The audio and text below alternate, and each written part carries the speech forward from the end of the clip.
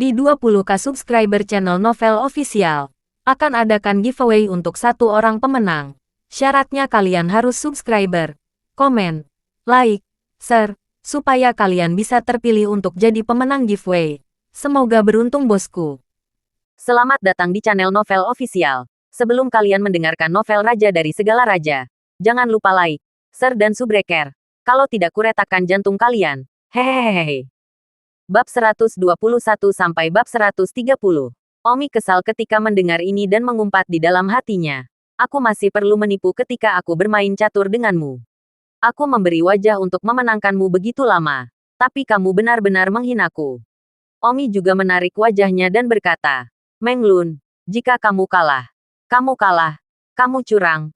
Apakah kamu masih menginginkan wajah lamamu?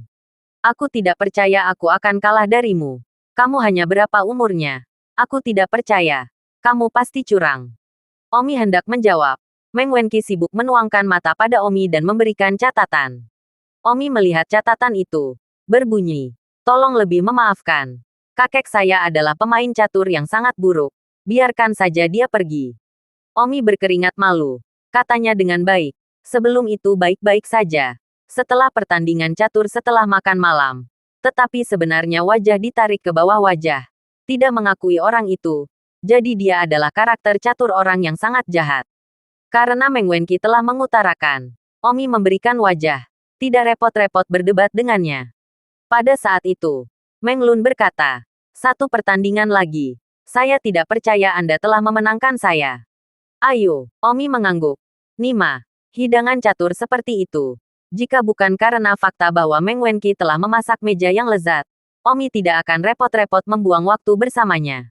Permainan ini, Omi minum teh sambil bermain catur dengan santai. Karena Meng Wenqi berkata untuk memberikan wajah. Jadi Omi sengaja membutuhkan waktu 30 menit untuk memenangkannya. Bagaimana mungkin? Saat Meng Lun kalah, dia berteriak dan menyebarkan bidak catur ke seluruh lantai. Situs web pertama Menatia, online. Kakek. Jangan seperti ini. Dia Omi. Bagaimana kamu bisa seperti ini? Meng Wenqi panik dan menasihati. Saya tidak peduli siapa dia. Bagaimana saya bisa kalah? Itu pasti curang. Pasti curang. Meng Lun menghela napas. Omi benar-benar kesal dan marah. Meng Lao, kamu harus memiliki tingkat keterampilan catur yang buruk.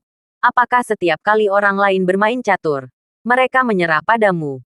Jadi mereka memanjakanmu dengan masalah ini. Apakah Anda tahu bahwa saya memberi Anda wajah dan itulah sebabnya saya bertahan sampai 30 menit untuk mengalahkan Anda? Kamu, sialan, bahkan tidak mengakui kehilanganmu. Wenqi sibuk berkata, Omi, tolong berhenti mengatakan itu. Mundur saja. Omi merenung. Tidak mundur. Aku tidak peduli apakah dia sudah tua. Meng Lun berteriak. Nak, datang lagi jika kamu punya nyali. Ayo, jika aku membiarkanmu kali ini. Aku cucumu. Omi memiliki putaran baru dengan Meng Lun. Kali ini Omi tidak membiarkannya. Dan 3 menit kemudian, Meng Lun kalah. Ah, kalah begitu cepat. Aku tidak percaya lagi. Pertandingan lain. Dan 2 menit kemudian, Mon Len kalah lagi. Apa? Anda kalah dalam 2 menit.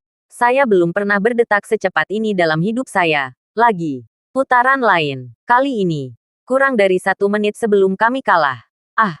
Meng Lun sepertinya memainkan pukulan mental. Omi sudah menyerah pada permainan caturnya. Jadi dia menang lebih cepat dari sebelumnya. Datang lagi. Meng Lun berteriak. Omi membuang bidak catur itu dan berkata, ayo adikmu. Kamu pemain catur yang buruk. Jadi jangan datang dan menajiskanku. Apa? Kamu benar-benar bilang aku pemain catur yang malang. Sangat miskin. Tidak hanya keterampilan catur yang buruk. Bahkan karakter catur juga buruk. Aku bahkan tidak perlu menggunakan 2 menit untuk menang melawanmu. Hanya memberikan wajah dan kamu masih memanggilku curang. Hahaha, sekarang kamu mengalahkan wajah lamamu sendiri. Meng Wenqi sibuk menarik Omi. Kamu mengatakan kurang 2 kalimat ah. Apa? Takut aku akan bertarung dengannya ah. Apakah kakekmu lawanku? Kamu. Meng Lun terbatuk marah. Setelah beberapa menit, Meng Lun sepertinya bangun dan tertawa bahak. Wenqi dengan gugup berkata, Kakek, apakah kamu baik-baik saja? Hahaha. Meng Lun masih tertawa. Wenqi memelototi Omi. Kakekku tidak membuatmu marah, kan? Sudah kubilang.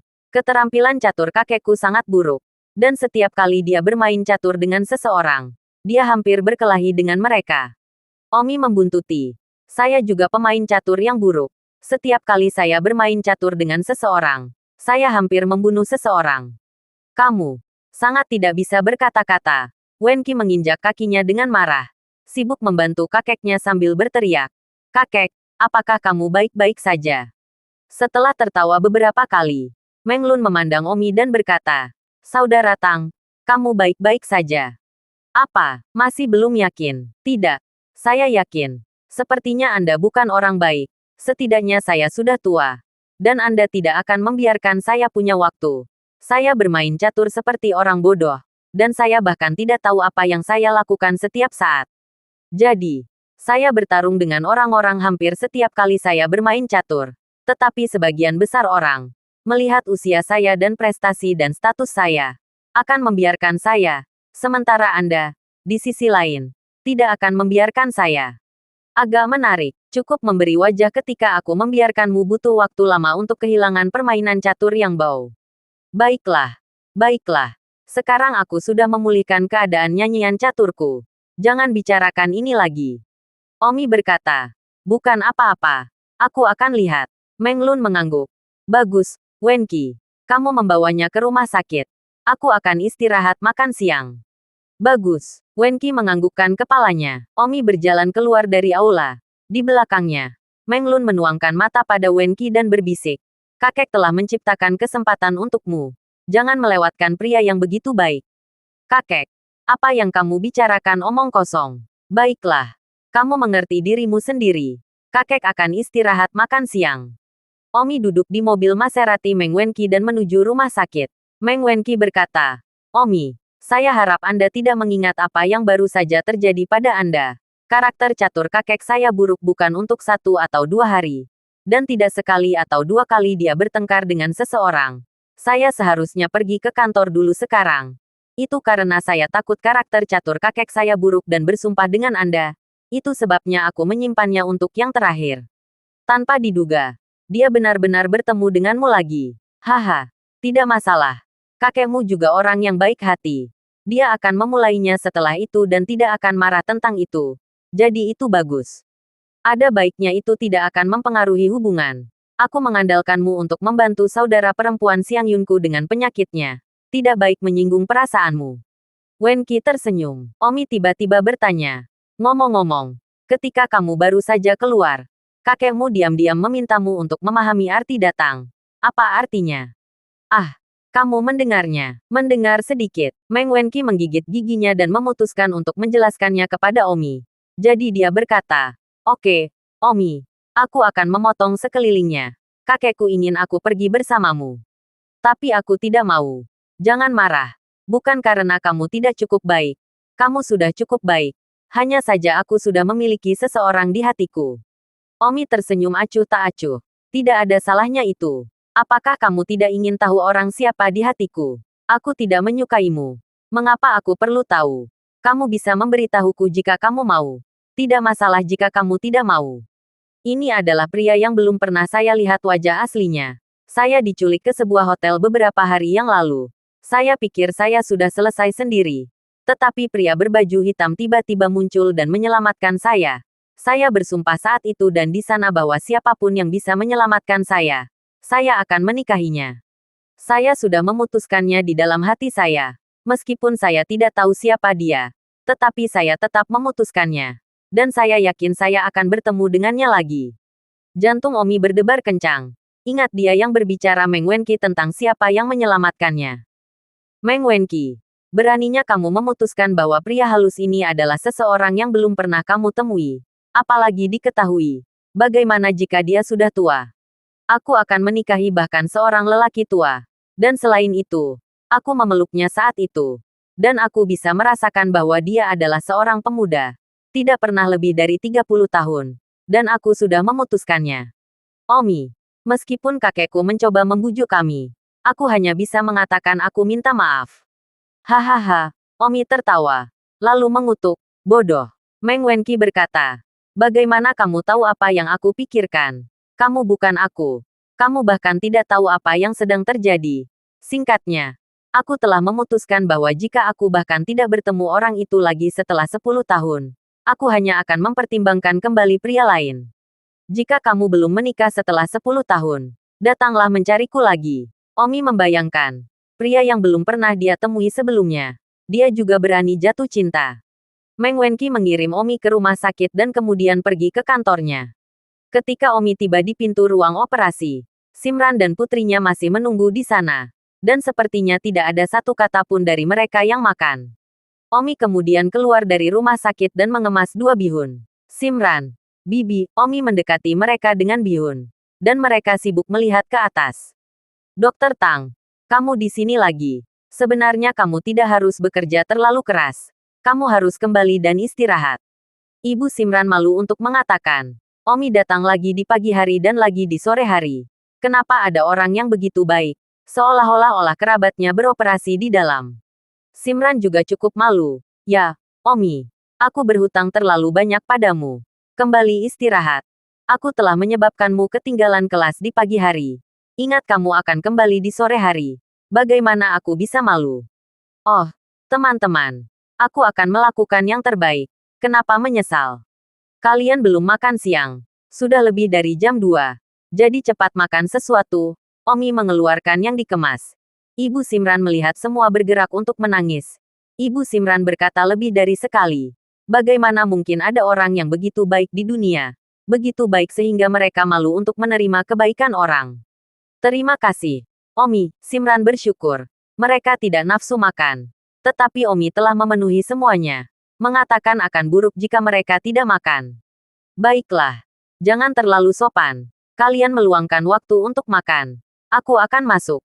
Omi pergi ke ruang operasi untuk melihat bagaimana keadaannya sekarang. Ibu dan putri Simran makan bihun. Hati mereka menghangat.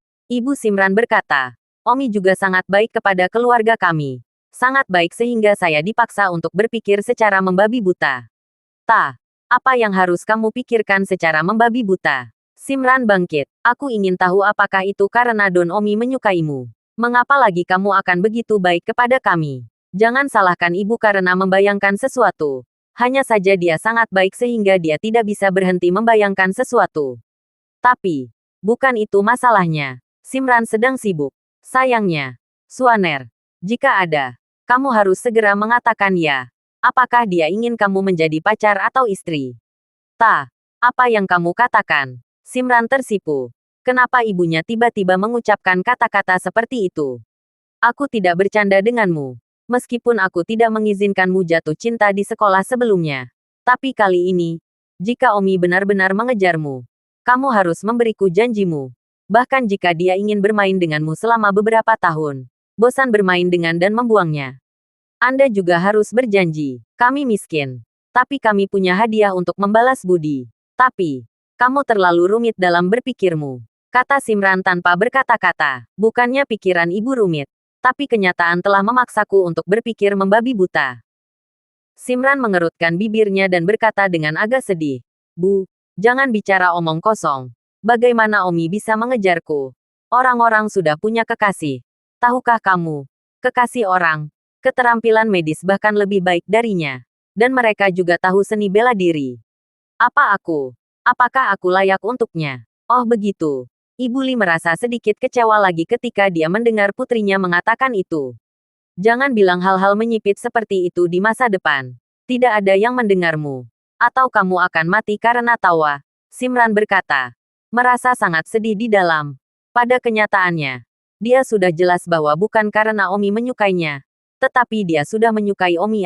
Sayangnya, dia tahu bahwa dia tidak pantas mendapatkannya. Ibunya juga mengatakan kepadanya untuk tidak menolak Omi. Pada kenyataannya, ini membuat Simran merasa patah hati di dalam. Jika saja dia benar-benar sangat bahagia. Omi berjalan ke ruang operasi. Para dokter di ruang operasi tampak santai. Dan itu berjalan sangat lancar. Wang Xiaoqiang berkata, Senior Tang, sudah hampir selesai. Akan memakan waktu hingga 3 jam lagi untuk menyelesaikan operasi ini. Butuh lebih dari 70 jam untuk melakukan operasi. Tetapi sekarang sangat cepat. Kami terkejut. Itu akan menjadi keajaiban medis. Omi berkata. Jangan beritahu siapapun tentang ini nanti. Buatlah itu diketahui dunia. Aku tidak akan memiliki hari yang tenang. Jangan khawatir. Wang menghormati Omi meskipun dia tidak mengerti mengapa Omi enggan mengumumkan dunia dengan keterampilan medis yang begitu tinggi. Hati Omi tidak dalam menyelamatkan surga. Jadi sesekali menyelamatkan orang-orang baik-baik saja. Tetapi membuatnya lelah seperti anjing untuk menjadi dokter bukanlah kehidupan yang dia inginkan. Bahkan Omi punya perasaan bahwa dia mungkin tidak akan bertahan terlalu lama sebagai pengawal. Dia belum mengerti dunia dan harus memahami kota ini terlebih dahulu untuk menyesuaikan diri di dalamnya. Suatu hari di masa depan, begitu dia memahami dunia dengan lebih baik, Omi mungkin pergi dari sini untuk mengejar jalan bela diri di dalam hatinya. Bagi Omi, motivasinya untuk hidup di dunia ini adalah untuk membuat ranah seni bela dirinya terus meningkat.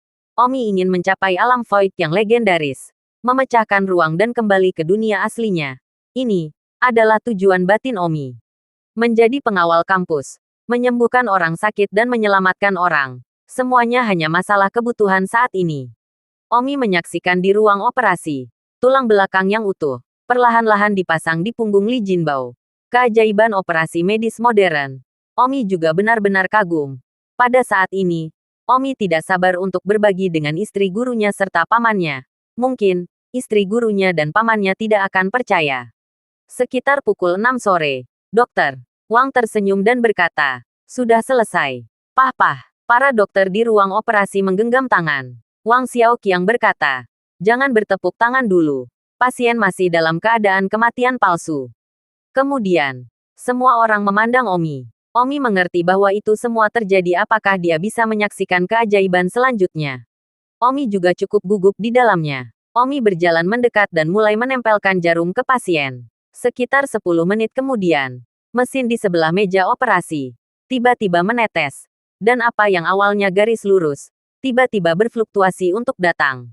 Melihat pemandangan ini, semua dokter memuji. Itu berhasil. Setidaknya Omi telah membuat detak jantung pasien kembali berdetak. Wang Xiaoqiang sibuk berkata, "Cepat, periksa berbagai kondisi tubuh pasien." Ya, semua dokter segera sibuk lagi. Memeriksa seluruh tubuh pasien untuk melihat apakah ada kelainan. Seperti detak jantung, tekanan darah, dan lain sebagainya. Pada akhirnya, setelah pemeriksaan dokter yang cermat, semua kondisi pasien sesuai harapan. Kecuali bahwa pasien masih koma. Kemudian, Dokter Wang mengumumkan bahwa operasi itu berhasil. Berjalan keluar dari ruang operasi, banyak dokter dan perawat mengkompilasi ke berita, melingkari tangan dan mengotentikasi. Operasi yang memakan waktu lebih dari 70 jam ternyata sukses, dan dilakukan di malam hari. Pada saat ini, Liu Chenming dan Liona juga berdiri di kelompok perawat di luar pintu ruang operasi. Liu Chenming tersenyum dan mengikuti tepuk tangan, memberikannya kepada dokter serta Omi. Pasien segera dipindahkan ke unit perawatan intensif. Dan jika selamat dari periode bahaya 24 jam, maka itu akan dianggap sebagai kesuksesan nyata. Tetapi untuk saat ini baik-baik saja. 1 detik untuk mengingat membaca buku. Omi berjalan ke arah Liu Chenming dan tersenyum. "Paman Liu, apa yang kamu lakukan di sini?" Liu Chenming berkata, "Saya mendengar bahwa Anda ada di sini untuk membantu operasi besar. Jadi saya datang untuk melihatnya."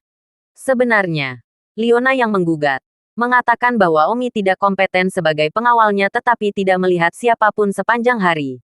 Dan kemudian Liu Chenming kebetulan baik-baik saja. Jadi dia pergi ke sekolah untuk menjemput putrinya dan mampir ke rumah sakit untuk melihatnya. Omi berkata, "Tidak apa-apa sekarang. Ayo pulang." Omi berada di tempat parkir rumah sakit, mengendarai BMW-nya, dan kembali ke rumah Liu Chenming. Tapi Xiang Yun Liu tampak marah dan tidak pernah berbicara dengan Omi. Bisnis utama perusahaan menyediakan berbagai macam produk dan layanan kepada pelanggannya. Selain itu, Omi akan membantu operasi hari ini. Dan orang-orang lelah setelah hari yang panjang. Jadi mereka harus menderita wajah muah. Faktanya, Liona sendiri bahkan tidak tahu apa maksudnya. Sebelum kemarin, dia tidak repot-repot peduli kemana Omi pergi. Hari ini, namun, dia sangat khawatir bahwa Omi benar-benar marah karena tidak melihat permainan kata-kata sepanjang hari. Setelah kembali ke rumah, Omi memarkir mobil.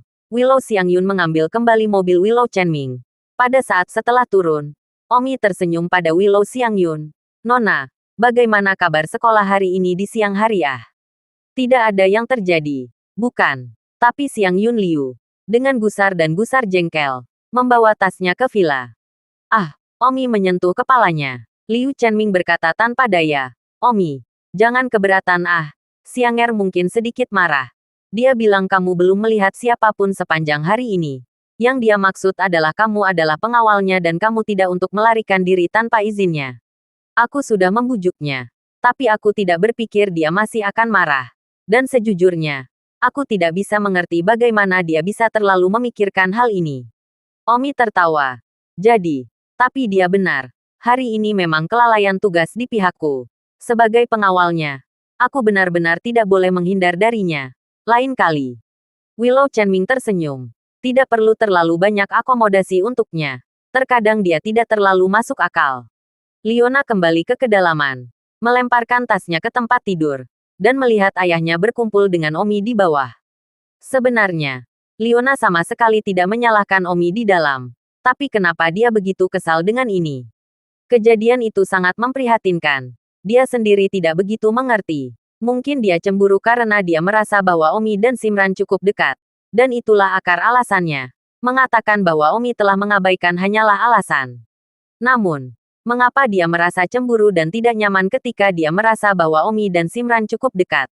Leona bingung sendiri. Carlos tidak datang ke latihan seni bela diri hari ini. Dan itu sudah ada di sisi akhir. Ketika Omi tiba di lantai 3, pintu kamar Leona tertutup dan Omi mengetuk pintu.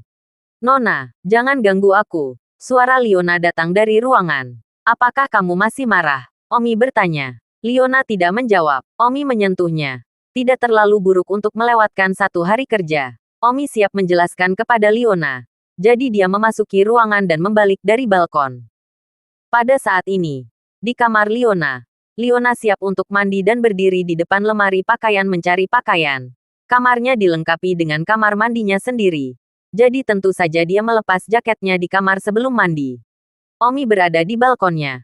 Kembali dan masuk melalui pintu balkon kecil. Sepatah kata pun membeku di sana, hanya untuk melihat Leona hanya mengenakan pakaian dalam berdiri di depan lemari pakaian kamar. Omi dari samping. Tubuh Leona tanpa celah, menyelimuti rata dan halus, tanpa jejak lemak yang menggembung. Lekukan tubuh itu terlalu indah. Omi tidak bisa mengedipkan mata. Ah, Leona tiba-tiba berteriak dan mengambil pakaian untuk menutupi dirinya sendiri. Di lantai bawah di depan villa, Willow Chenming mendengar sambil berteriak. Ada apa? Omi merasa malu. Dia tidak menyangka Nona akan berganti pakaian. Dan sekarang Liu Chenming mengajukan pertanyaan di bawah ini. Omi pasti akan mengira jika dia segera kembali ke kamarnya. Jadi Omi hanya bisa berpura-pura tenang dan berkata seolah-olah tidak ada yang terjadi. Nona, saya lalai hari ini. Jadi jangan marah. Oke. Kamu keluar. Leona berteriak. Di lantai bawah ketika Liu Chenming mendengar percakapan antara Leona dan Omi. Dia tahu apa yang telah terjadi.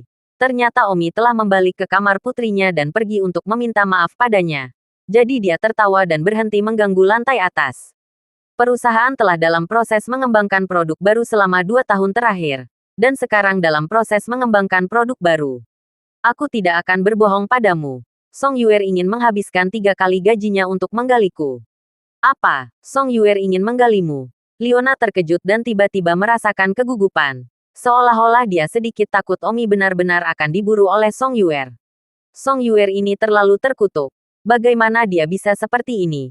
Menggali orang. Leona mengerutkan bibirnya dan bersenandung. Siapa yang marah? Aku tidak marah. Lalu kenapa kamu mulai kedinginan dan mengabaikanku begitu kamu melihatku di malam hari? Aku hanya tidak suka ketika kamu menghilang sepanjang hari dan aku tidak menjawab teleponku ketika aku meneleponmu. Panggilan telepon. Omi mengeluarkan ponselnya. Dan ternyata ada beberapa panggilan tidak terjawab dari Leona. Hei, maaf, hari ini, ayah Simran menjalani operasi penggantian tulang belakang. Itu sangat berisiko. Saya harus hadir. Saya yakin Anda bisa mengerti. Leona terengah-engah. Aku tidak ingin mendengar ini darimu. Kamu adalah pengawal pribadiku tapi kamu ada di sekitar gadis-gadis lain sepanjang hari. Apakah itu pengawalku atau gadis lain? Han, tentu saja kamu melakukannya. Oke, lain kali. Aku akan mengambil cutiku darimu dulu bahkan jika ada sesuatu yang muncul. Oke. Leona mengerutkan kening dan menyalakannya. Sebenarnya dia puas di dalam hatinya dan berkata, aku akan mengabaikanmu jika kamu melakukan itu lagi. Hehe. Bagus. Maaf. Aku tidak tahu kamu sedang berganti pakaian. Omi tanpa sadar memamerkan kaki Leona yang indah. Meskipun Leona menutupi kunci dengan pakaiannya, kaki-kaki itu terbuka. Gulung. Dengan tergesa-gesa, Leona melemparkan pakaian yang menutupi dirinya di tangan ke arah Omi. Dan semuanya tiba-tiba terbuka lagi. Leona panik dan mengambil sebagian pakaian untuk menutupi dirinya. Sudah memerah. Omi mengambilnya saat datang dan tersenyum. Aku akan pergi dulu kalau begitu. Setelah mengatakan itu, Omi berjalan keluar dari balkon dan melompat ke sebelah kamarnya sendiri dalam sekejap. Hanya ketika Leona melihat Omi pergi, dia meletakkan pakaian yang menutupinya, dan menginjak kakinya dengan rona merah. Yang mengejutkannya adalah dia baru saja dilihat oleh Omi. Tetapi dia bahkan tidak berpikir dia begitu marah. Sebaliknya dia merasa ada sedikit judul. Dan Leona sendiri tidak bisa berkata-kata. Terakhir kali dia melihat Omi, dia sangat marah. Tapi kali ini, Omi melihatnya telanjang. Dan dia bahkan tidak merasa marah. Omi juga mandi, lalu turun. Willow Chenming sedang menonton TV, yang sedang memutar berita. Di berita itu, pembawa acara berkata, pada pukul 3 sore ini, debu merah yang dikalahkan tidak pergi mencari Li Zidan, yang telah membunuh istri Zhang dengan penuh semangat. Kemudian, sebuah gambar muncul di layar, di mana istri Zhang Dali terbaring di dalam darah. Sementara di sebelahnya, diikat dengan benang, Zhang Dali menjerit kesakitan. Omi terkejut melihat pemandangan ini. Almarhum adalah istri Zhang dengan penuh semangat. Omi sangat akrab dengannya. Omi duduk di sofa dengan amarah di hatinya. Matanya menatap ke arah televisi. Saya pikir ini adalah trik pahit antara Li Zidan dan polisi. Polisi tidak akan pernah membiarkan Li Zidan membunuh seseorang. Tetapi saya tidak mengira. Layar berputar. Seorang pria bertopeng, memegang pisau berdarah di tangannya, mengambil video dirinya sendiri. Pria bertopeng itu berkata, satu kekalahan debu merah. Termasuk Anda menyebut diri Anda pria yang sopan. Anda sudah diberitahu bahwa pada pukul 3 sore ini, jika Anda tidak muncul secara sukarela, Anda akan membunuh seseorang. Anda, namun, mengabaikan kehidupan dan membiarkan istri Zhang Dali terbunuh. Dalam satu kekalahan, Anda menghargai kehidupan. Dan saya juga menghargai Anda mati. Aku akan memberikan satu kesempatan lagi. Malam jam 12. Taman Fuyutang. Jika kamu datang tidak lagi, maka akan ada kehidupan kedua yang akan mati. Omi gemetar karena marah. Tetapi Omi memperhatikan mata pria bertopeng yang berbicara. Dan merasa bahwa dia bukan Li Zidan sendiri. Li Zidan seharusnya tidak memiliki ki yang begitu kuat. Dan pria bertopeng yang berbicara dengan ki medium yang kuat ini, jelas seorang ahli. Kemudian, layar berita tiba-tiba berputar dan melompat ke Biro Keamanan Umum, tempat Li Zidan duduk dengan borgol. Pembawa berita mengatakan bahwa Li Zidan telah ditangkap. Tetapi orang yang melakukan kasus ini bukanlah Li Zidan dan anak buahnya. Li Zidan menolak untuk memberitahu polisi tentang sekelompok pria berpakaian hitam yang menculik dan membunuh orang yang kehilangan debu merah. Pada saat ini, di rumah Song Yuer, Liu Yue melihat pria bertopeng di TV dan terkejut. Ini orang-orang dari organisasi skeleton. Ya Tuhan, bagaimana ini mungkin? Orang-orang dari organisasi skeleton telah datang untuk membunuh satu kekalahan debu merah. Song Daitian mendengar kata-kata Liu Yue, sibuk bertanya, bagaimana kamu tahu? Paman Song, aku dulu juga seorang pembunuh. Tanganku. Bagaimana mungkin aku tidak tahu? Sangat mengejutkan bahwa seseorang dari organisasi skeleton akan muncul di sini, kata Liu Yue. Song Daitian bertanya, apakah organisasi kerangka kuat? Omong kosong. Itu di bagian atas daftar seluruh organisasi pembunuh dunia. Ah, sangat kuat. Yah, itu sebabnya aku terkejut bahwa mereka muncul di sini untuk membunuh Red Dash yang kalah. Itu luar biasa. Dan aku tidak tahu siapa orang utama yang melakukannya kali ini. Level apa yang membunuhnya? Song Daitian bertanya. Apakah pembunuh juga memiliki level? Tentu saja. Besi, perunggu, perak, emas, platinum, emas ungu, dan berlian. Liu Yue berkata dengan penuh semangat. Oh, Song Yuer. Namun, tidak tertarik dengan ini. Sebaliknya, dia melihat ke kampus. Dia, Lebih tertarik untuk memiliki pengawal jahat yang mirip dengan level Omi. Song Yuer juga berencana untuk menggali Omi. Liu Yue menelepon dan segera menelepon. Hei, kakak senior. Apa yang kamu lakukan? Liu Yue bertanya. Liu Yue, kenapa kamu tiba-tiba memanggilku? Ngomong-ngomong, bagaimana kabarmu melindungi Nona 1000 emas itu? Kakak laki-laki Liu Yue bertanya. Yah, oke. Itu hanya sedikit membosankan. Jika kamu bosan, maka kembalilah. Sekarang setiap kali ada lebih sedikit darimu dalam misi. Rasanya seperti ada sesuatu yang hilang. Ngomong-ngomong, kakak senior, aku ingin menanyakan sesuatu padamu. Apakah kamu tahu tentang ini? Aku baru saja melihat orang-orang dari organisasi skeleton datang ke kota kita dan mencoba membunuh debu merah yang kalah.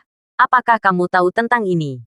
Kakak laki-laki Liu Yue tertawa. Omong kosong. Tidak peduli bagaimana Anda mengungkapkan.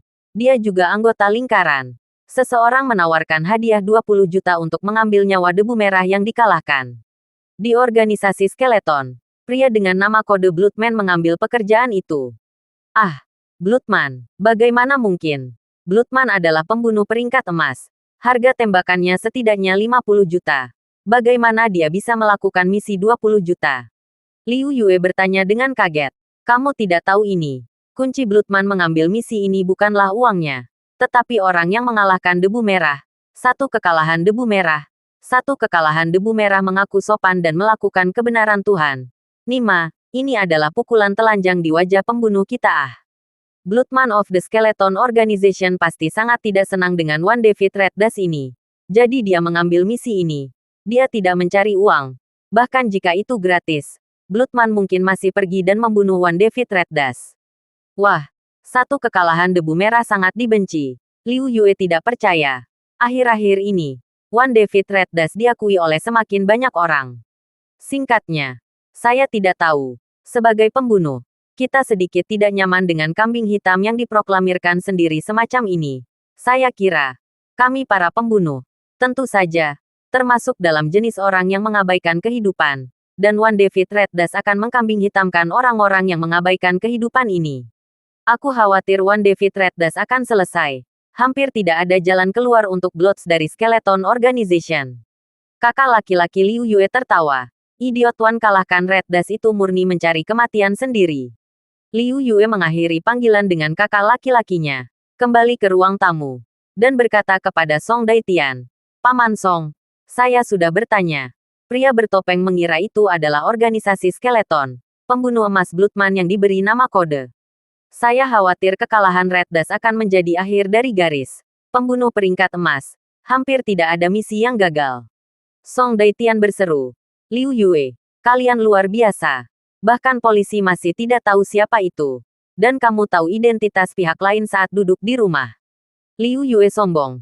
Tentu saja. Aku akan mengetahuinya hanya dengan melakukan beberapa panggilan telepon secara acak. Pada saat ini, kantor polisi. Su Meiqian menggenggam tangan di wajah Li Zidan. Katakanlah, siapa orang-orang yang menculik Zhang Li dan membunuh istri Zhang Li? Li Zidan sangat tertekan saat ini. Kapten Song, aku benar-benar tidak tahu siapa itu. Li Zidan, apakah kamu masih belum bekerja sama? Sekarang istri Zhang sudah mati. Apakah Anda harus menunggu sampai istri Zhang meninggal juga sebelum Anda mengatakan apa-apa? Apakah Anda tahu bahwa kami, polisi, semua akan berada di kepala Anda untuk kematian Zhang Li dan istrinya? Li Zidan ingin menangis. Kembali lagi dan lagi. Saya benar-benar tidak tahu siapa mereka. Kamu masih mengatakan bahwa kamu tidak tahu. Jika kamu tidak tahu, mengapa orang menentukan dalam siaran berita itu pada siang hari bahwa kamulah yang melakukannya? Mereka menganiaya saya. Sepertinya kamu tidak mengatakan yang sebenarnya. Su Meiqian sangat marah. Tetapi semua orang salah paham dengan polisi. Semua orang berpikir bahwa polisi telah bekerja sama dengan Li Zidan dan menggunakan trik daging pahit untuk menangkap satu kekalahan debu merah, yaitu untuk menangkap Zhang Li dan istrinya. Namun kenyataannya, polisi benar-benar dianiaya. Polisi tidak melakukan ini sama sekali. Dan berita siang hari dari stasiun TV dikirim ke stasiun TV oleh orang misterius yang meminta untuk menyiarkannya. Pada saat itu, orang-orang stasiun TV segera menghubungi polisi. Meskipun polisi tahu. Tetapi demi keselamatan para sandera, biarkan stasiun TV menyiarkan. Pada saat yang sama, polisi segera mengambil tindakan. Menangkap Li Zidan. Dan membangun tempat surgawi di rumah Li Zidan. Dan juga menggunakan masalah ini untuk menangkap Wan David Red Dust. Tapi akibatnya, Wan David Red Dust tidak muncul pada pukul 3 sore. Terlebih lagi, polisi juga mengetahui bahwa istri Zhang Dali dihilangkan. Su Meiqian segera menginterogasi Li Zidan. Su Meiqian dan petugas polisi lainnya percaya bahwa ini direncanakan oleh Li Zidan. Dan karena Li Zidan telah ditangkap dan dikendalikan sebelumnya, tidak mungkin Sandera mati bahkan jika Wan David Red Dust tidak muncul pada pukul 3. Karena Li Zidan telah ditangkap. Tetapi ternyata, Sandera itu mati. Dan kelompok penyandera sama sekali bukan orang Li Zidan. Dan Li Zidan tidak bersalah atas kesalahan apapun.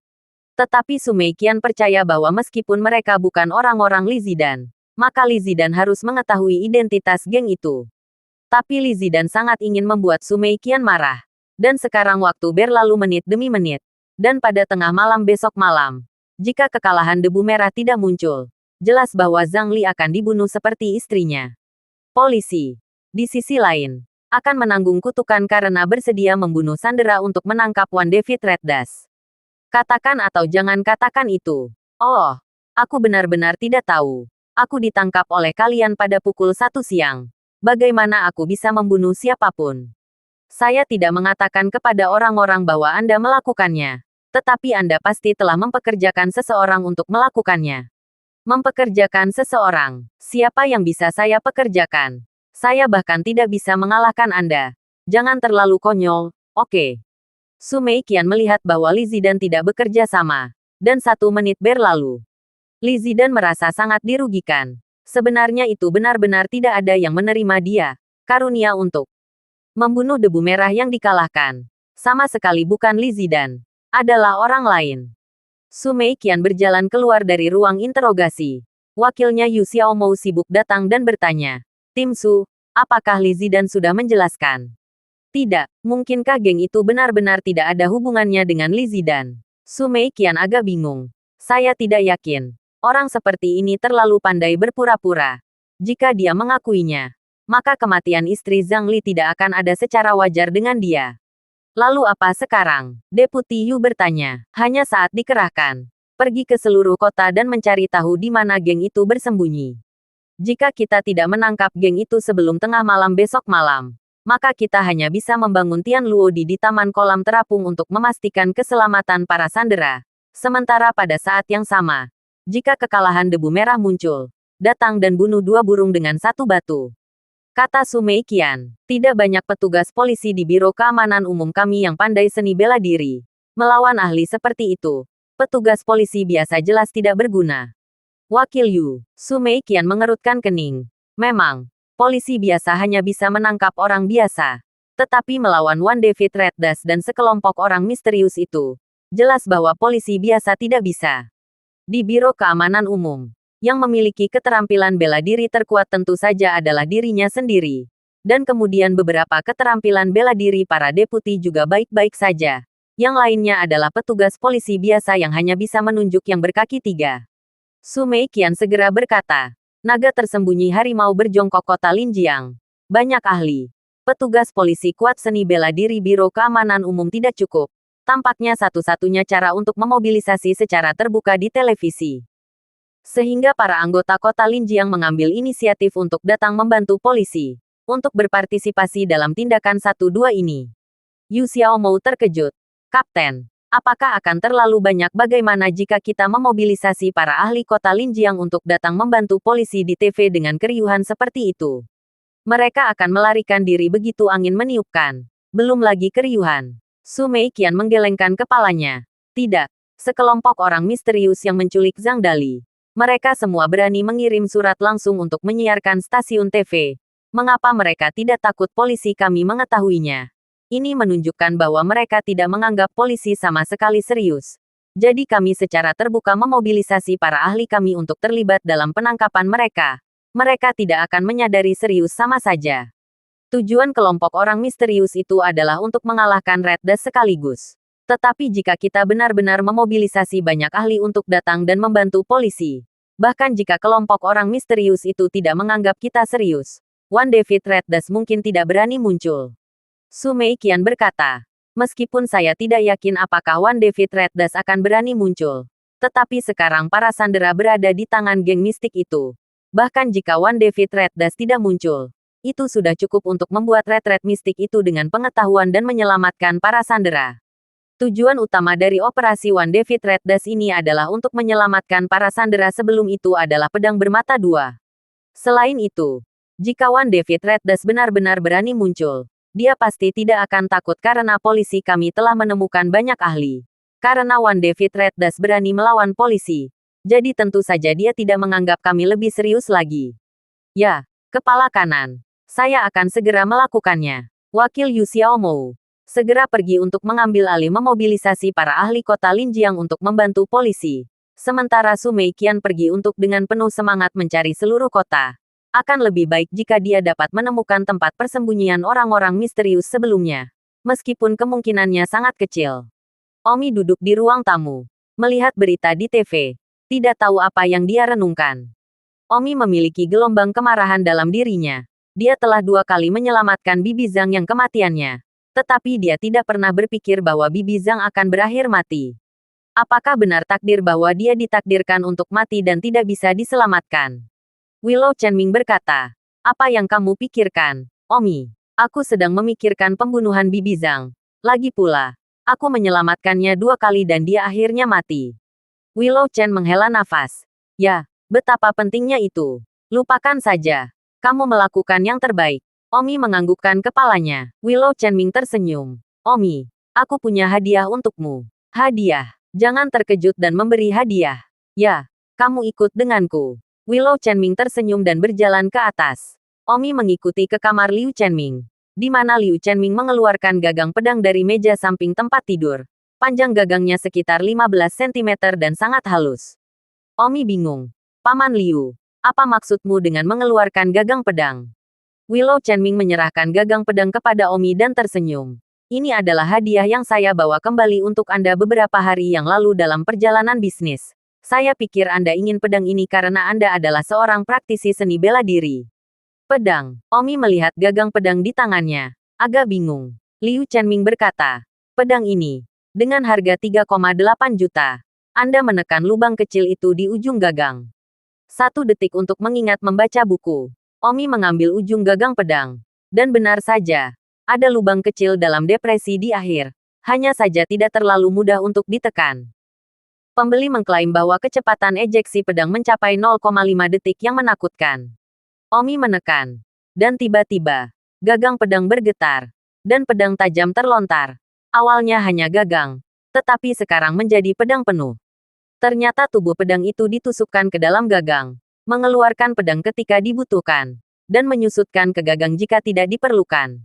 Omi berseru, wow, pedang yang luar biasa. Sangat nyaman. Di dunia Omi sebelumnya, pedang adalah hal biasa. Hampir semua orang yang berlatih seni bela diri memegang pedang di tangan mereka atau membawa pedang di bahu mereka, terlepas dari jenis kelamin atau usia. Rasanya seperti memegang pedang panjang tidak terlalu nyaman beberapa kali. Sekarang sebaiknya pedang itu menyusut ke gagangnya. Jadi Anda hanya perlu membawa gagang. Dan Anda bisa memasukkannya ke dalam saku celana Anda. Liu Chenming tersenyum. Kamu seorang praktisi seni bela diri. Bagaimana mungkin kamu tidak tahu? Tidak perlu terlalu sederhana. Itu hanya hadiah kecil. Ada baiknya kamu menyukainya. Bagaimana kalau kamu melihat pedang ini? Saya tidak mengerti. Omi memegang pedang dalam sekejap. Terlihat begitu dia menggenggam pedang. Darahnya memiliki gairah yang luar biasa di dalamnya. Omi melihat pedang itu dan tiba-tiba teringat pedang lamanya minum darah. Pedang yang bagus. Omi menyeka belati di rahangnya dan segera melihat darah. Liu Chenming tertawa. Melihat darah di jari Omi. Dia secara alami mundur sedikit. Dia selalu merasa sedikit takut di dalam ketika dia melihat luka-luka ini. Senang kamu menyukainya. Tapi tentu saja, itu bukan pedang yang sangat bagus. Lagi pula, harganya ada di sana. Omi berkata, 380.000 tidak cukup mahal. Liu Chenming tersenyum meminta maaf. Ini lumayan. Tetapi biasanya pedang terburuk lebih dari 1 juta. Dan 3 juta pedang ini menengah. Saya tahu seorang klien yang membawa pedang emas yang bernilai hingga 12 juta. Dan dia juga mengatakan bahwa pedang emasnya hanya berkualitas sedang. Omi terkejut. Pedang itu sebenarnya sangat mahal di era ini. Tapi ya, kerajinan itu harus sangat baik agar pedang menyusut ke gagang dan praktis. Willow Chenming pedang 3,8 juta ini. Omi merasa itu akan berhasil. Setidaknya itu terlihat baik-baik saja di luar. Willow Chenming berkata, 10 juta pedang tingkatnya bahkan tidak. Ini dianggap sebagai yang terbaik. Tetapi biasanya para ahli super menggunakan lebih dari 1 miliar pedang dan menggunakan bahan yang berbeda. Pedangku ini hanya untuk membiarkanmu berlatih untuk bersenang-senang. Kuharap kamu tidak keberatan. Paman Liu sopan. Di mana saya setuju. Kalau begitu, coba tanganmu dulu. Dengan anggukan, Omi melompat keluar dari jendela kamar Liu Chenming. Kemudian dia melayang ke tanah di atas rumput di luar. Aduh, Omi terbang dalam postur tubuhnya. Pedang di tangannya tampak menyatu dengan lengan. Masing-masing menari memunculkan angin yang kencang. Suara yang dibuat dengan pedang yang mendekat, dan angin berdentang. Liu Chenming berdiri di langkan dan tersenyum. Sungguh tuan, pedang bisa menari dengan begitu berseri-seri. Liona juga menyelesaikan mandinya dan mendengar suara swooshing di bawah villa. Dan sibuk berjalan ke jendela. Dan segera melihat Omi sedang berlatih rumput di bawah. Posturnya sangat indah dan tampan. Ada semacam TV seni bela diri seperti orang-orang yang berlatih pedang. Liona tiba-tiba merasakan detak jantung. Sangat memuja. Pada saat ini, Omi tiba-tiba menginjak tanah. Seluruh orang berputar dan menembak ke langit. Swoosh-swoosh melengking tanpa henti. Tubuh tiba-tiba tinggi di atas atap villa. Wow, John dan Jin, yang sedang menonton dari lantai pertama, tercengang. Omi, yang terbang ke udara, membalik dan jatuh lebih dulu ke tanah. Pedang di tangannya menembak lurus ke tanah. Dan ketika dia akan mendarat di tanah, Omi menyerang dengan pedangnya dan tiba-tiba, sepotong besar rumput di tanah terbalik oleh pedang Ki. Omi tenggelam ke tanah dan menyingkirkan pedang itu. Baru saja berlatih sebentar, Omi merasakan darah panas di tubuhnya dan merasa kembali ke masa lalu. Namun, memang benar bahwa pedang itu tidak sebagus itu, tetapi akan bertahan. Pah, John dan Jin sibuk menggenggam tangan. Tuan muda hebat, aku sayang sekali. Tuan muda, Jin berteriak dengan wajah kemerahan. Omi mengontrak pedang dan mengantongi gagangnya, sehingga dia bisa membawanya ke sekolah nanti. Faktanya, di era ini, banyak orang juga membawa pedang mereka, tetapi mereka hanya masuk ke saku celana atau dompet mereka. Willow Chenming berkata, Omi, luar biasa. Melihatmu melayang di udara. Darahku mendidih, kata Willow Chenming. Haha, Paman Liu, di usiamu sekarang, bahkan jika kamu mulai berlatih seni bela diri, kamu hanya akan bisa bermain di tanah. Melompat setinggi beberapa meter sepertinya sulit. Aku hanya mengatakan, di mana aku memiliki bakat ini. Baiklah, bersiap-siap untuk makan malam. Liona juga turun dari lantai atas dan menatap Omi. Memiliki perasaan tidak nyaman di sekujur tubuhnya. Dia bahkan tidak memiliki perasaan ini ketika dia membenci Omi sebelumnya. Di malam hari, Omi sedang menonton TV di ruang tamu. Liona berkata, Omi, bacalah. Tidak ada TV. Omi tertegun. Hari ini Nona bertanggung jawab atas banyak Nona, apakah saya benar-benar mendengarkan? Anda mendorong saya untuk belajar. Mengapa kamu peduli padaku? Liona tidak tahu kenapa dia mengganggu Omi. Liona terengah-engah. Kamu pengawalku. Jika kamu belajar terlalu buruk, aku akan kehilangan muka juga. Tidak ada seorang pun di sekolah yang tahu aku pengawalmu. Omi menjawab. Itu adalah alasan yang buruk. Ngomong-ngomong, kamu tidak bisa seperti ini di masa depan. Kamu perlu belajar dengan baik juga. Nona, Anda membaca sendiri. Apa yang Anda pedulikan? Apa yang saya lakukan? Saya bukan materi itu. Jika kamu tidak bisa, aku akan mengajarimu. Liona berkata. Tiba-tiba sedikit tersipu. Apakah itu benar-benar ingin dia katakan? Dia mengajarkan Tang Suchen membaca. Mengapa dia ingin mengajari Omi membaca? Sebelumnya membenci Omi untuk menjauh darinya. Masalah ini Liona juga tidak tahu. Omi menggelengkan kepalanya. Nona, kamu terlalu lembut. Aku TV. Aku tidak punya waktu untuk membaca. Liona menginjak kakinya dengan kecewa. Dia naik ke atas untuk membaca dirinya sendiri. Dia benar-benar ingin Omi mengerjakan pekerjaan rumahnya di dekatnya. Dan kemudian dia mengajari Omi. Perasaan ini mungkin terasa sangat menarik, setidaknya di dalam harapan. Tapi Omi tidak mau melakukannya. Omi melihat wanita itu naik ke atas untuk membaca sendiri dan menenangkan kepalanya tanpa berkata-kata. Semakin baik hubunganmu, semakin banyak kamu mengelola. Ini tidak bersahabat ketika hubungan itu buruk sebelumnya. Biarkan aku melakukan apa yang aku inginkan. Omi juga sedikit memusingkan. Jika Liona adalah untuk tabung dia ini dan itu, Omi pasti akan kepala. Dia dan tidak bisa memukul, tidak bisa memarahi. Kesal akan kesal. Omi menemukan bahwa hubungan sebelumnya dengan wanita itu sangat miskin. Tetapi juga lebih baik. Apa yang dia lakukan Liona tidak melihat sekilas. Omi menonton TV sampai jam 11 malam, dan pergi tidur. Malam tanpa sepatah kata pun. Keesokan harinya ketika dia bangun, hal pertama yang dilakukan Omi adalah menelepon Simran dan bertanya tentang situasi ayahnya tadi malam. Simran melihat bahwa Omi menelepon pagi-pagi sekali untuk peduli dengan ayahnya. Dan kehangatan mengalir di dalam dirinya yang tak terlukiskan. Simran mengatakan bahwa ayahnya bangun pada pukul 2 tadi malam. Dokter memeriksanya dan mengatakan bahwa dia dalam kondisi sangat baik. Dan malam ini, jika dia masih dalam kondisi yang baik, dia dapat dipindahkan ke bangsal umum untuk memulihkan dirinya secara perlahan. Perusahaan telah dalam proses mengembangkan produk baru selama 2 tahun terakhir. Setelah Omi sarapan, dia meminta Jin pergi ke rumah sakit dan membantu Simran. Jin berkata dan berjalan pergi. Sepertinya dia tidak mau melakukannya. Tapi Omi tidak peduli apakah dia bahagia atau tidak. Pergi saja ketika dia menyuruhmu pergi. Omi dan Liona bersiap-siap untuk pergi ke kelas. Mobil Liona, yang dibakar malam sebelumnya, telah diperbaiki dan dikembalikan. Omi berpikir bahwa Liona akan menyetir sendiri. Jadi dia mengendarai BMW dan bersiap-siap untuk keluar. Tunggu, Liona berteriak. Nona. Ada apa? Bukankah kamu memperbaiki mobilmu? Omi bertanya. Liona berkata, saya tidak akan mengemudi sendiri lagi. Itu membuang-buang uang gas dan itu akan membuat jalan lebih ramai. Jadi saya akan membawa mobil Anda ke dan dari sekolah mulai sekarang.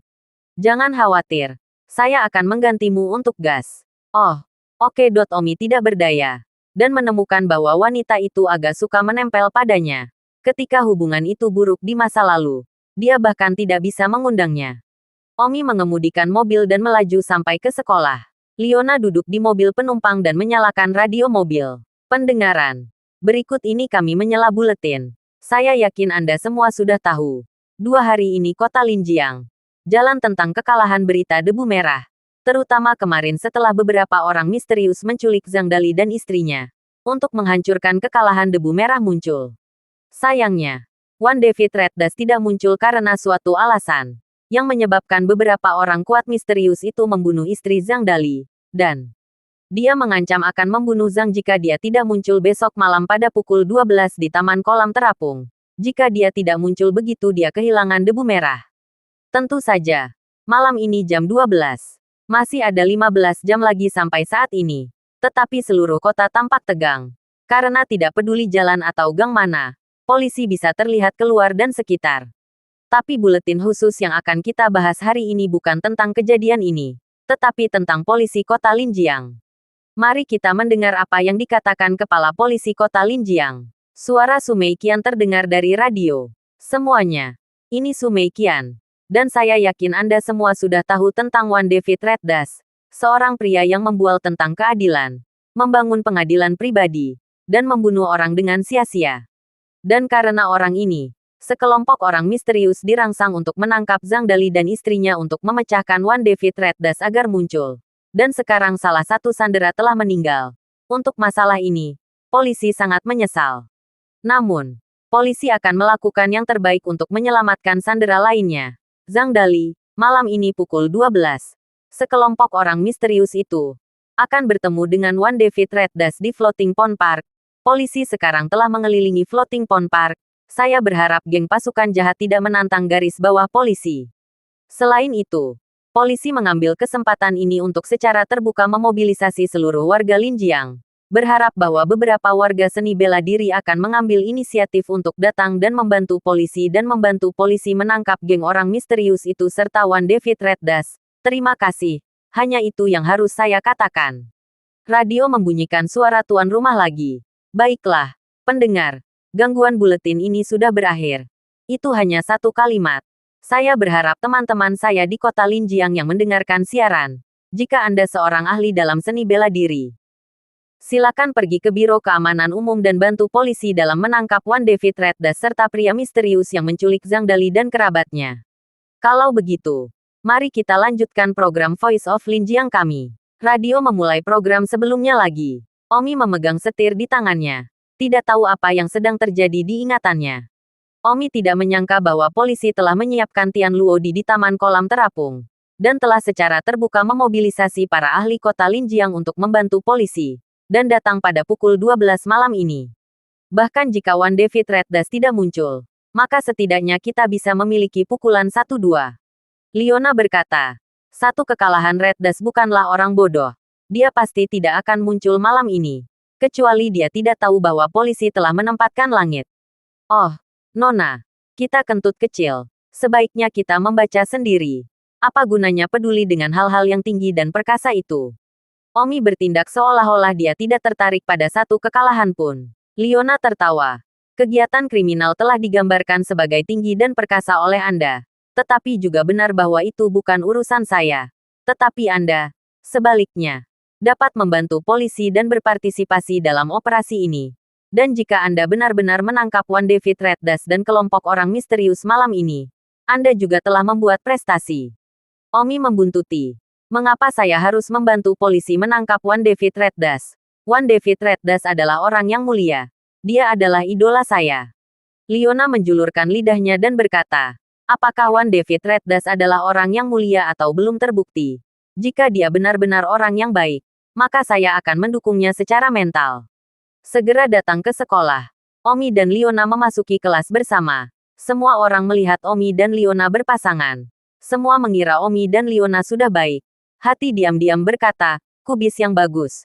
Semua biarkan babi untuk menyediakan. Sayangnya, pemukulan Omi terhadap Zhao Ritian kemarin masih segar di benak para siswa di sekolah menengah Baiyun hari ini. Omi, anak muda jahat nomor 1 di sekolah menengah Baiyun, telah benar-benar melampaui anak muda gila nomor 1. Saat ini, di kampus, topik diskusi bukan lagi Omi dan Zhao Ritian. Tidak ada yang membandingkan Zhao Ritian dengan Omi lagi. Di taman bermain sekolah menengah Baiyun, Zhao Ritian memiliki perban yang melilit tubuhnya. Duduk di sudut kampus. Satu tangan mengoperasikan teleponnya. Dia akan melihat kampus dan menghancurkan teleponnya dengan depresi. Meraung, rumput. Saudara Ritian, ada apa? Anak muda jahat Chen Ziji bertanya. Sial. Aku memasuki kampus dan melihat-lihat dari atas ke bawah. Tapi tidak ada satu postingan utama tentangku. Zhao Ritian, betapa harimau jatuh dan diganggu oleh anjing. Chen Ziji berkata, saudara Ritian, jangan khawatir tentang itu. Lagi pula, kamu baru saja dikalahkan oleh Omi kemarin. Dan itu sangat mempengaruhi prestisemu. Sebelum kamu menetapkan prestise barumu, menurutku tidak ada stiker utama tentangmu di kampus. Zhao Ritian bertanya, bagaimana dengan Long Xiaofei, Su Yuhao, dan Wang Kuirong dan mereka bertiga? Apa yang memakan waktu begitu lama? Misalnya kita sepakat untuk mengadakan pertemuan pada pukul 8. Dan sekarang sudah 15 menit berlalu. Chen Ziji sibuk berkata, saudara Ritian, tidak perlu menunggu. Mereka tidak akan datang.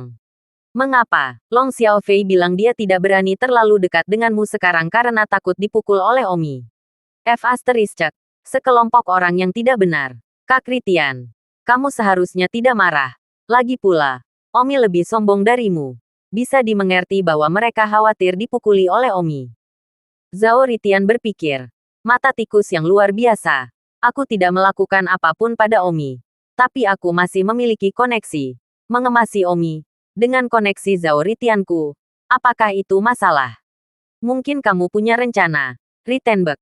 Zhao Ritian berkata, Anda harus tahu bahwa saya memiliki latar belakang kekuatan yang tidak teratur di kota Linjiang. Distrik Omi, saya bahkan tidak peduli tentang itu. Saya tidak akan mengatakan apa-apa. Ini dia. Tatapan Zhao Ritian pergi ke sisi lain taman bermain. Dan seorang anak laki-laki dengan kecepatan mantap datang. Bocah ini dengan kecepatan mantap. Seseorang melihat aura berputar dan orang bisa mengatakan bahwa kekuatannya tidak biasa. Ketika Chen Ziji melihat bocah berjalan ini, dia terkejut dan berteriak gembira. Feng, pendekar penyegel. Itu benar. Bocah ini adalah ahli jenius Ma White Cloud High School, Liao Gayuan. yang berada di peringkat ketiga dalam daftar. Dan karena keterampilan pedangnya yang luar biasa, dia disebut Siling Swordsman oleh para siswa. Zhao Ritian melihat pria itu berjalan dan tersenyum. Kamu tidak tahu, prajurit pedang penyegel Dewa Liao Gayuan adalah putra dari Master Aula ketiga kami. Master Aula ketiga, Zhao Ritian menjelaskan. Aula awan angin. Penguasa ketiga dari tiga kekuatan tidak teratur utama di kota Linjiang. Tubuh Chen Ziji bergetar. Wind Cloud Hall. Tepat pada saat ini, Liao Jiayuan berjalan mendekat. Tampak agak acuh tak acuh. Zhao Ritian, mengapa kamu mencariku? Pendekar pedang feodal bertanya dengan acuh tak acuh. Sepertinya tidak cukup memandang Zhao Ritian. Zhao Ritian tersenyum. Jiayuan, tentu saja aku punya sesuatu untuk mencarimu. Seperti yang Anda lihat, saya sekarang memenuhi luka-luka dari pemukulan Omi itu. Pendekar pedang feodal Liao Jiayuan bersinar. Jadi apa? Jiayuan, jangan seperti ini. Ayahku setidaknya salah satu tangan kanan ayahmu. Aku sekarang berdetak dengan sangat parah. Kamu juga merasa bahwa kamu tidak memiliki wajah. Pendekar pedang segel membuntuti. Zaori, surga. Anda mengandalkan fakta bahwa ayahmu adalah tangan kanan dari penguasa ketiga dari Wind Cloud Hall dan memiliki pengaruh di kota Linjiang. Anda sombong dan merajalela di sekolah. Dan sekarang setelah Anda berdetak, Anda masih memiliki wajah untuk datang kepada saya. Apakah Anda benar-benar berpikir bahwa dengan peringkat ketujuh Anda sebagai ahli jenius, Anda bisa menjadi maniak muda nomor satu di SMA Baiyun? Lucu, jika ayahmu tidak bekerja untuk ayahku, siapa yang peduli padamu? Kamu sudah tertipu oleh seorang ahli jenius yang berada di depanmu. Zhao Ritian menekankan. Jiayuan, kamu adalah pendekar penyegel. Kamu benar-benar tidak akan membantuku dan memberi pelajaran pada Omi. Pendekar pedang Seel berkata, aku tidak sedikit pun tertarik pada hal-hal busuk antara kamu orang jahat dan orang gila. Jadi jangan mencariku dalam hal-hal busuk seperti itu. Setelah mengatakan itu, Liao Gayuan pergi. Zhao Ritian tanpa daya melihat punggung Liao Jiayuan yang pergi. Chen Ziji berkata, Saudara Ritian, pendekar pedang tersegel ini terlalu tajam. Set, pelankan suaramu. Zhao Ritian panik dan diam. Kamu ingin mati. Liao Jiayuan adalah putra dari Master Aula ketiga dari Wind Cloud Hall. Kamu tidak ingin mati. Kekuatan macam apa Wind Cloud Hall? Memanjangkan seluruh keluargamu tanpa berkedip. Ayahku hanyalah bawahan ayahnya. Betapa anehnya dia tidak memberiku wajah. Chen Ziji menganggukkan ketakutan. Saya tidak pernah berpikir bahwa God Siling Swordsman yang terkenal dari White Cloud High School akan menjadi putra dari Master Aula ketiga dari Wind Cloud Hall. Tidak banyak orang di sekolah yang mengetahuinya. Bukan. Pendekar pedang feodal terlalu rendah hati. Jika saya memiliki latar belakang yang luar biasa, saya akan merajalela di sekolah. Zhao Ritian tersenyum pahit. Aspirasi semua orang berbeda. Jika aspirasi Liao Jiayuan hanya untuk menjadi anak muda yang gila atau jahat di SMA Baiyun, maka dia tidak layak menjadi putra dari Master Aula ketiga. Tidakkah Anda melihat bahwa cara dia memandang saya sekarang? Dia sangat membenci saya. Di matanya, saya, anak muda gila nomor satu di SMA Baiyun, terlalu tidak berguna. Tentu saja, Omi, anak muda jahat nomor satu itu, juga dibenci di matanya. Juga benar bahwa putra-putra Master Aula ketiga dari Wind Cloud Hall benar-benar semua memiliki perspektif yang berbeda. Anak muda gila nomor satu yang tinggi dan perkasa di mataku, sementara yang lain memandang rendah dia. Liao Jiayuan, yang berjalan keluar dari stadion, dengan mulut dingin, berkata, aku, Liao Jiayuan, bukan orang yang bertarung denganmu orang busuk di sekolah. Mataku, ambisiku, kamu orang busuk tidak akan pernah bisa mengalaminya. Mata Liao Jiayuan mengingatkan masyarakat. Sekolah mendominasi. Itu terlalu rendah. Itu bukan secangkir tehnya. Hanya orang yang tidak baik yang akan berpikir itu luar biasa untuk menjadi dominator sekolah. Beberapa detik kemudian, Liao Jiayuan mengepalkan kedua tinju dan diam-diam berkata, polisi telah terbuka memobilisasi semua ahli di kota Linjiang untuk membantu polisi dalam menangkap Wan David Red Dust serta ahli misterius malam ini. Saya, Liao Jiayuan, pendekar pedang tertutup dari White Cloud High School, tidak akan melebihinya. Meskipun kekuatan saya tidak cukup untuk berada di peringkat antara para ahli kota Linjiang, tetapi saya tidak malu-malu. Saya akan bertarung dengan para ahli seperti Wan David Red Dust. Mungkin saya dapat meningkatkan kekuatan saya sendiri dari pertempuran. Bermaksud untuk pergi dan menyelamatkan muka untuk Zhao Ritian dan beberapa orang busuk seperti Omi. Itu konyol. Aku, Liao Jiayuan, adalah orang yang berani pergi untuk membantu polisi dan bertarung dengan orang kuat seperti Wan David Red Dust. Berpura-pura pergi dan bergaul dengan orang-orang busuk hanyalah penghinaan terhadap karakterku. Di taman bermain, Zhao Ritian mengeluarkan ponselnya dan menelepon. Hei, Ritian, ayah. Sayangnya aku baru saja menelepon Liao Jiayuan. Dia masih meremehkanku dan bahkan tidak repot-repot pergi ke Omi untukku, kata Zhao Ritian. Di sisi telepon lain, ayah Zhao Ritian, Zhao Qitian, agak sedih mendengar putranya mengatakan ini. Dipandang rendah oleh putra Master Aula ketiga tidak terlalu menyenangkan. Putranya diintimidasi di sekolah dan ingin meminta Liao Jiayuan untuk membantu. Tetapi orang-orang memandang rendah putranya. Kalau begitu aku akan pergi dan berbicara dengan Hallmaster. Zhao Ritian berkata, ayah, mengapa kamu tidak mendapatkan seseorang dari masyarakat untuk memberi pelajaran kepada Omi? Kamu memiliki begitu banyak ahli di bawah tanganmu. Kirim saja kepada siapa saja. Zhao Qitian berkata, sekarang polisi menindak keras. Karena Wan David Red Dust, kemarahan polisi meningkat saat ini. Master Aula telah diperintahkan untuk turun. Semua orang tetap rendah hati. Juga, ini masalahmu di sekolah. Ini benar-benar bukan masalah besar bagi Wind Cloud Hall. Jika kekuatan lain mengetahui, mereka malah akan mencapai kita karena tidak kompeten. Jadi, jika Anda dapat menyelesaikannya secara internal di sekolah, cobalah untuk menyelesaikannya secara internal. Jangan biarkan orang sampai Anda. Zhao Ritian pergi. Dia hampir dibunuh oleh Omi. Dan dia masih tidak mengirim seseorang untuk memperbaiki Omi. Zhao Qitian menutup telepon dan segera mencari Master Aula ketiga dari Aula Awan Angin dan meminta Master Aula ketiga untuk meneleponnya. Liao Gayuan. Sebelum meminta Liao Gayuan untuk membantu Zhao Ritian. Pada saat ini, Liao Jiayuan tiba di sebuah rumah di kaki bukit di belakang sekolah menengah Baiyun. Seorang guru di rumah itu memegang tongkat dan berlatih di tanah datar. Guru Ping, Liao Jiayuan berteriak, Jiayuan, kemarilah. Ada apa? Guru itu berhenti berlatih. Liao Jiayuan memuji. Guru, tongkat 5 elemen 8 trigram Anda. Kekuatannya telah meningkat pesat. Saya tidak tahu kapan kami akan dapat mencapai ranah seni bela diri Anda. Ah.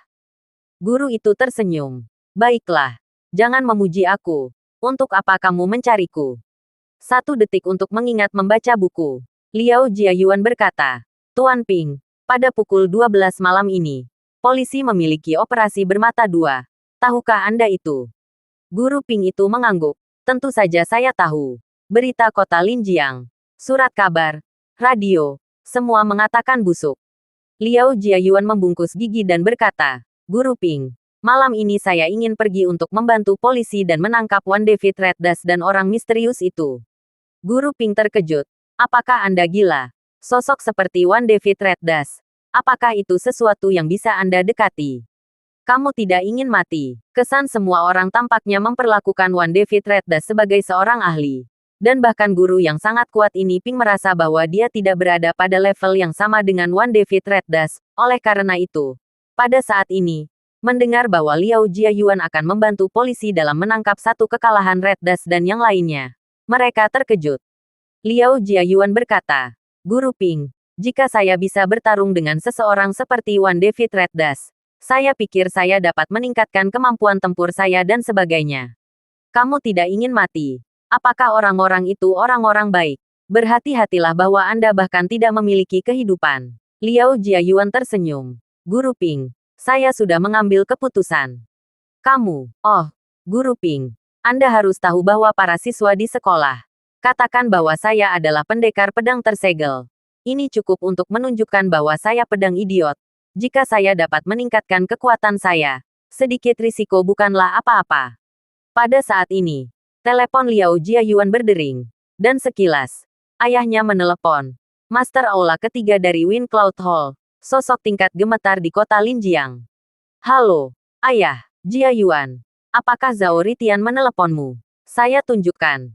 Dia meminta saya untuk pergi dan membantu melampiaskan amarahnya. Kalau begitu kamu harus segera pergi dan membantu. Lagi pula, ayah Zhao Ritian adalah tangan kananku. Dan Zhao Ritian dianggap sebagai salah satu orang Aula Feng Yun kita. Oke. Liao Jiayuan menganggukkan kepalanya dengan sangat kesal. Menutup telepon. Guru Ping itu bertanya, apalagi yang akan kamu lakukan? Tuan Ping, saya akan pergi mencari Omi dan rasa nyamannya. Guru Ping merasa jijik ketika mendengar nama Omi dan berkata, Jiayuan, mengapa kamu begitu banyak bergaul dengan para maniak muda yang kejam itu? Orang-orang ini semuanya tidak berguna. Kinerja. Tujuanmu adalah menjadi seni bela diri yang kuat.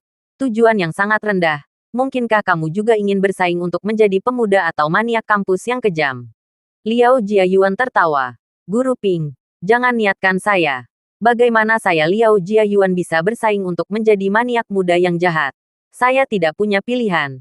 Ayah saya telah memberitahukan saya. Saya selalu harus pergi ke sana, bahkan jika itu berarti sesuatu. Baiklah. Jika kamu benar-benar ingin pergi malam ini untuk membantu polisi dalam menangkap debu merah yang dikalahkan, berhati-hatilah. Saya yakin tempat itu telah disiapkan. Jadi seharusnya tidak ada bahaya. Dan jika Anda benar-benar dapat bertarung dengan seorang ahli seperti Wan David Reddas, itu mungkin sangat bermanfaat untuk keterampilan pedang Anda. Orang-orang busuk seperti Omi, kamu harus lebih sedikit memusatkan energi dan pikiran pada mereka. Jangan khawatir. Aku akan pergi dan menenangkan mereka. Liao Jiayuan pergi. Dan Guru Ping itu melanjutkan latihan tongkatnya. 5 elemen dan 8 trigramnya. Berseru seperti harimau saat dia menjalani latihannya. Omi sedang duduk di kelas. Guru juga tidak datang ke kelas. Omi bosan dan bermain dengan teleponnya. Jinhu, di baris berikutnya, sedang menggoreng bunga emas dengan sahabat karibnya. Rantai, haha. Aku Sunzi. 37. Sial. Harimau emas meledak terlalu keras. Omi menoleh, mengerutkan kening dan berkata, Hei, hei, hei, tahan. Siapa yang menyuruhmu bermain kartu selama waktu kelas? Apakah aku menyuruhmu bermain kartu? Apakah Anda memiliki rasa hormat untuk saya? Percaya atau tidak, saya akan melemparkanmu ke bawah. Jinhu dan mereka gemetar, panik dan menyimpan kartu-kartu itu. Lalu dengan cepat meninggalkan kelas. Jinhu merasa sangat malu. Dia setidaknya salah satu dari anak muda yang jahat, tetapi dia sangat berkeringat. Jinhu mengumpat dengan marah. Apa-apaan ini? Keluhan, rumput. Saudara Tiger, lupakan saja. Kita tidak mampu memprovokasi. Tidak bisakah kita bersembunyi? Jinhu telah mengutuk leluhur Omi selama 8 kehidupan. Dan sekarang, dia hanya memiliki keberanian untuk mengutuk di belakang punggungnya. Setelah Omi selesai mengutuk Jinhu, Liona juga berbalik dan melihat Omi bermain dengan ponselnya. Liona dalam pandangan penuh publik, berjalan ke arah Omi, meletakkan sepasang jalan. Kelas bermain ponsel. Belum menempatkan disiplin kelas di mata Anda Tahu untuk mengajar orang lain untuk bermain kartu tidak tahu untuk memformat ponsel bermain mereka sendiri Sita, Liona merampas ponsel Omi. Omi tertegun karena dia tidak mengira Liona tiba-tiba datang. Tetapi di masa lalu, Nona ditekan untuk tidak terlalu dekat dengannya di depan teman-teman sekelasnya.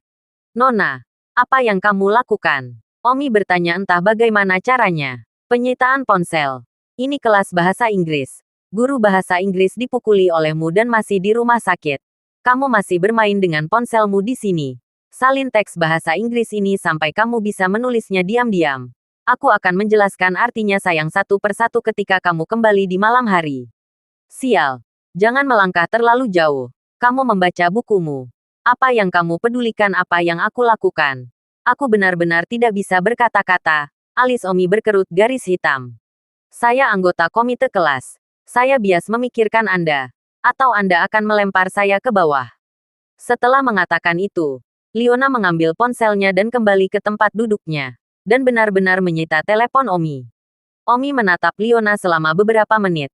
Di dalam hatinya tertekan. Wanita ini benar-benar semakin baik kondisinya. Semakin banyak kontrol atas semakin banyak. Kelas masih tidak membiarkan bermain dengan teleponnya. Tetapi juga membiarkan mime bahasa Inggris. Tetapi juga untuk menjelaskan artinya dia. Hantu itu tertarik untuk mengetahui apa arti bahasa Inggris itu. Tapi, Omi adalah pria berbadan besar. Tidak bisa mengikuti teori Liona dan mengambil telepon di dekatnya karena kentut ini. Dan dia adalah seorang wanita. Tidak bisa benar-benar melemparkannya menuruni tangga. Omi hanya bisa duduk dengan pantat yang sangat tertekan. Para siswa di kelas terkagum-kagum karena Liona berani berbicara dengan Omi seperti itu dan bahkan menyerahkan ponselnya. Mendapati Liona adalah keindahan bunga sekolah. Jika tidak dia akan terlempar ke bawah oleh Omi jika dia berani melakukannya di depannya. Hanya beberapa menit yang lalu, Omi bosan sampai mati dan melihat bahasa Inggris yang baru saja diminta Liona untuk ditulisnya dalam diam. Lupakan saja. Lagi pula aku bosan. Tidak apa-apa untuk menyalin bahasa Inggris. Aku belum menggunakan pena era ini dengan benar. Omi hanya tahu cara menulis dengan kuas. Jadi ketika dia memikirkan hal ini, dia tiba-tiba sedikit tertarik. Jadi dia mulai menulis dalam diam.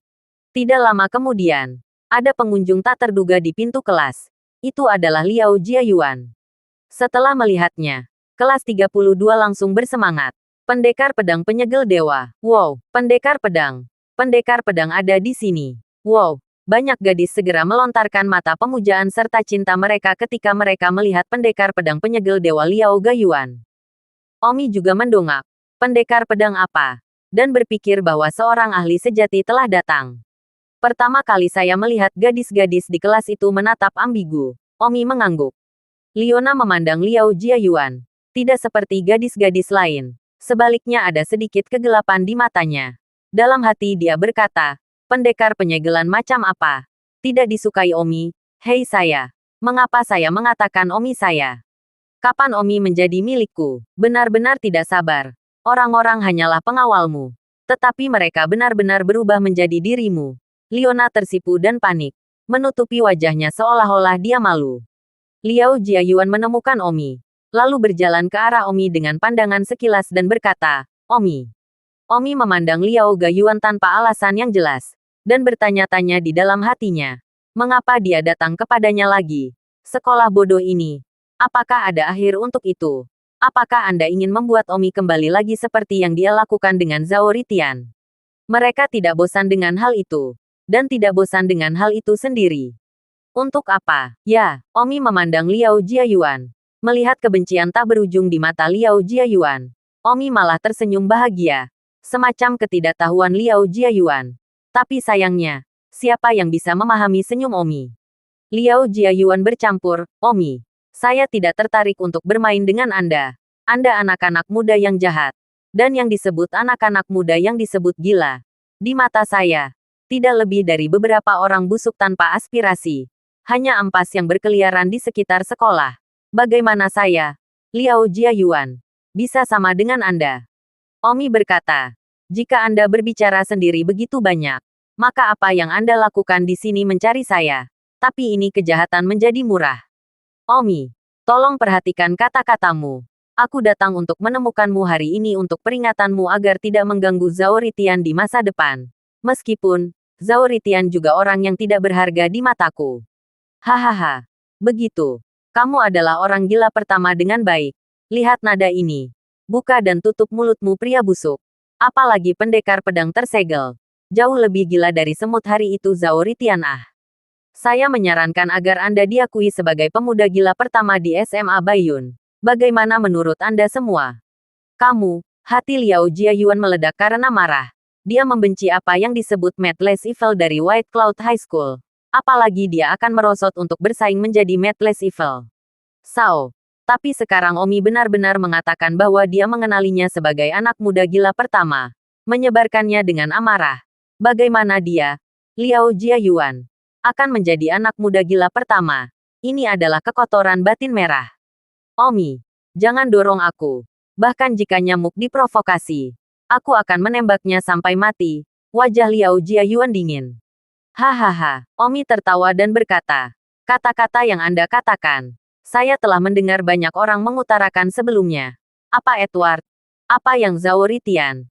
Apa yang Zhao Ritian? Semuanya telah mengutarakan. Lihat situasi mereka saat ini dan Anda akan tahu akhir dari mengatakan ini. Liao Jiayuan bercampur. Omi, jangan bandingkan aku dengan aliran Zhao Ritian. Di mataku, kamu sama busuknya dengan Zhao Ritian. Aku, Liao Jiayuan, tidak peduli untuk melawanmu. Saya tidak takut untuk memberitahu Anda bahwa saya, Liao Jiayuan, siap untuk berpartisipasi dalam operasi polisi untuk menangkap Wan David Red Dust dan yang lainnya pada pukul 12 malam ini. Aku adalah orang yang berani bertarung dengan Wan David Red Dust. Sementara orang busuk sepertimu tidak memenuhi persyaratan untuk bertarung denganku. Pendekar Siling, Hanya itu yang harus aku katakan. Omi, aku menyarankanmu untuk menjaga dirimu sendiri. Liao Jiayuan mempertahankan harga dirinya sebagai Sealet Sword Warrior dan keluar dari kelas 32. Beberapa siswa di kelas berteriak, prajurit pedang feodal, kembalilah ke kelas kami ketika Anda punya waktu. Pendekar pedang penempa dewa, aku mencintai. Kamu adalah idolaku. Woho, seorang gadis melihat punggung Liao Gayuan dan menangis dan berkata, Liao Gayuan, pendekar pedang feodal, memiliki begitu banyak penggemar di kelas 32. Jadi Anda bisa membayangkan berapa banyak penggemar yang dia miliki di seluruh sekolah. Carlos berkata, bercampur hingga level Liao Gayuan. Dia benar-benar cukup baik. Ketiga dalam daftar ahli jenius. Yang dikenal sebagai pendekar dewa tersegel. Keterampilan pedangnya tak tertandingi. Cektes. Omi membayangkan. Apakah itu terlalu dibesar-besarkan? Carlos tersenyum. Tentu saja. Saya bukan penggemarnya. Tetapi tidak dapat disangkal bahwa orang-orang memiliki penggemar super di sekolah. Lihat saja reaksi beberapa siswa di kelas kami. 4 kata pendekar penyegelan dewa telah menembus jauh ke dalam hati mereka. Omi tidak repot-repot mengatakan apa-apa. Hanya cercaan yang dalam. Omi terus menulis dalam bahasa Inggris diam-diam. Dan kedatangan pendekar penyegel tidak mempengaruhi Omi dalam suasana hati apapun. Tidak lama kemudian, radio sekolah tiba-tiba terdengar. Halo, halo. Itu masih disiarkan oleh kepala sekolah sendiri. Setelah 2 umpan, suara kepala sekolah segera terdengar. Siswa yang terhormat, izinkan saya untuk menyebarkan acara besar. Ahli jenius sekolah kami, Liao Jiayuan, akan mengambil dalam operasi polisi untuk menangkap Wan David Reddas dan yang lainnya malam ini. Liao Jiayuan adalah yang ketiga dalam daftar sekolah jenius kami. Dengan keahlian pedang yang tak, dan telah dianugerahi gelar prajurit pedang para dewa oleh para siswa. Ia memiliki keberanian dan kekuatan untuk membantu polisi dalam menangkap bandit Wang Yang. Ini bukan hanya kehormatannya, tetapi juga kehormatan Smabayun kami. Ini bukan hanya kehormatannya, tetapi juga kehormatan sekolah menengah Bayun kami. Saya baru saja menelepon Biro Keamanan Umum untuk memberitahu mereka bahwa mereka sangat berterima kasih kepada Liao Jiayuan dan sangat memuji sekolah menengah Bayun kami. Dengan tepuk tangan meriah, kami dengan ini memberikan tepuk tangan meriah kepada pendekar penyegel dewa kami. Dan berharap dia akan menampilkan keterampilan yang luar biasa malam ini dan membantu polisi untuk menangkap debu merah yang memenangkan penghargaan tertinggi untuk Bayun kami sekolah menengah. Pah-pah, setelah kepala sekolah selesai berbicara, seluruh sekolah bertepuk tangan. Dan tepuk tangan menggema di setiap kelas dan setiap sudut sekolah. Wow sial. Itu luar biasa. Pendekar penyegel dewa berani pergi dan melawan Wan David Reddas. Prajurit pedang dewa yang disegel. Aku sayang. Pendekar pedang dewa yang disegel. Kamu sangat hebat. Mengapa kamu begitu hebat? Aku akan selalu menyembahmu. Aku akan selalu mendukungmu. Terima kasih sudah mendengarkan novel cerita Raja dari Segala Raja. Sampai jumpa di novel selanjutnya.